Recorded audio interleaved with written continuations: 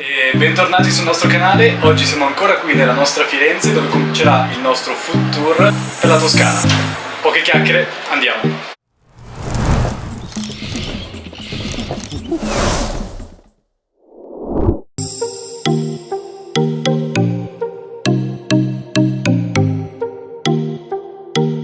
Come prima tappa a Firenze non potevamo non farci un panino con il Lampredotto. Il posto uno vale l'altro, vanno molti baracchini, quelli direttamente su strada, che te lo fanno al momento. Allora, il tizio ha fatto anche il puccio, quindi buono. Assaggiamo. È la mia prima volta, quindi non so che sapore abbia. Molto bene. Poi è tipo riempito di carne. Ottimo. Comunque, per chi non lo sapesse, il Lampredotto sono interiora di bovino e solitamente te le servono con la salsa verde e della salsa piccante. Era buono.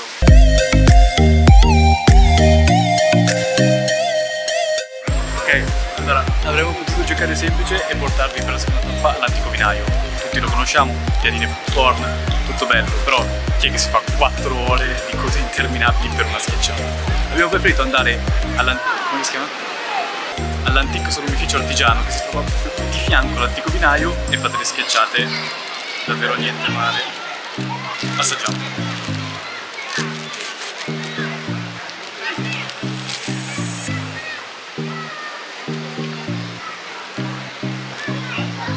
Allora, la schiacciata mega fresca, cioè l'ha proprio fatta e ce l'ha portata davanti nel momento giusto.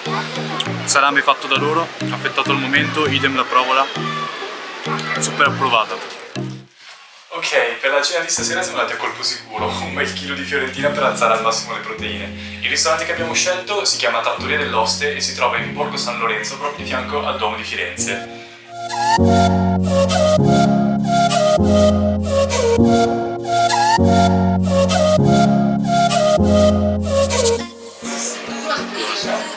Ho preso degli antipasti fatti da salumi formaggi misti accompagnati con dei crostini, erano buonissimi. Il prosciutto crudo soprattutto era tagliato molto spesso ed era un sacco saporito. Adesso stiamo mangiando una carne che è la fine del mondo, super succosa e quando la mordi veramente lascia tutto l'aroma. Spettacolare. Consiglio, accompagnate tutto con un bicchierino di Chianti. Perfetto. Dopo un bel mezzo chilo di carne a testa, io sono mega soddisfatto. Tu? Di brutto. Perfetto. Io ho un attimino il Chianti ancora in circolo. Beh, che fai? Non te lo spari un bel dolcettino? Allora, questo è un dolce tipico della Toscana, precisamente della terra di Siena. E il panforte è un dolce natalizio, però nonostante sia febbraio ho deciso comunque di assaggiarlo. Questo qui è classico, quindi solo con mandorle e canditi. Assaggiamo. È dolcissimo, la morbidezza non è male. Quasi ma assaggerei. L'altra fetta che ho acquistato l'abbiamo presa in un negozio di dolci, Migone, che è appena a fianco del battistero qua in piazza di Santa Maria Novella. È al cioccolato e oltre alle mandorle e canditi ha dentro anche l'albicocca e le ciliegie. Questo diciamo che è molto più invitante rispetto all'altro. Sa praticamente di cioccolato, però tra i due sicuramente vince questo qua. I pezzi rimanenti li tengo per la colazione di mezzogiorno, ma i pezzi rimanenti li tengo per la colazione di domani mattina. Perfetto, adesso ci stiamo spostando nella seconda tappa, quindi San Gimignano.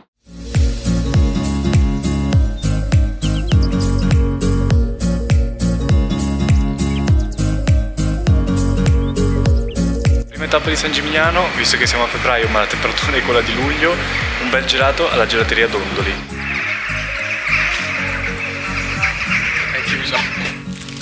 Visto che la Dondoli è chiusa, non è un addio ma un arrivederci, abbiamo girato l'angolo e subito di fianco c'è la gelateria. L'insegna citava il gelato più buono del mondo. Ci siamo fidati. Io ho preso Ferrero Rocher, pistacchio, vaniglia. Invece ho preso vaniglia, pistacchio e caramello salato con il sale rosa dell'Himalaya. Tutti e tre i gusti sono super buoni, molto cremoso e tutti hanno dentro dei grani del gusto il pistacchio, si vedono i grani di pistacchio, idem la vaniglia, e lo stesso vale per i Ferrero Rocher. Super approvato. Ok, è calata la notte e siccome si è fatta una certa abbiamo scelto come ristorante per questa sera il ristorante Peruca. Ok, poche chiacchiere, andiamo a mangiare. Il locale era veramente uno spettacolo, l'ambiente era completamente voltato e le pareti in pietra erano ricoperte di stendardi ed utensili della tradizione che lo rendevano super caratteristico. Io ho scelto un piatto di pisce al ragù, mentre Patrizio ha scelto il cinghiale in salmì, 2 piatti che ci hanno completamente soddisfatto. Ok, siamo rientrati adesso in camera dopo la cena, super soddisfatti. Abbiamo passato l'ultima mezz'ora a ridere come dei cretini perché è arrivato il cameriere a chiederci cosa avessimo scelto per dolce e io gli dico il classico cantuccio con vinsalto e Patrizio, Io amo l'inverno. che era il titolo del suo dolce. Io l'ho guardato super confuso, mi aspettavo il cameriere che dicesse e a me? Niente, con questa perla chiudiamo San Gimignano e ci vediamo domani. Terzo giorno del nostro food tour, la destinazione di oggi è la Val d'Orcia.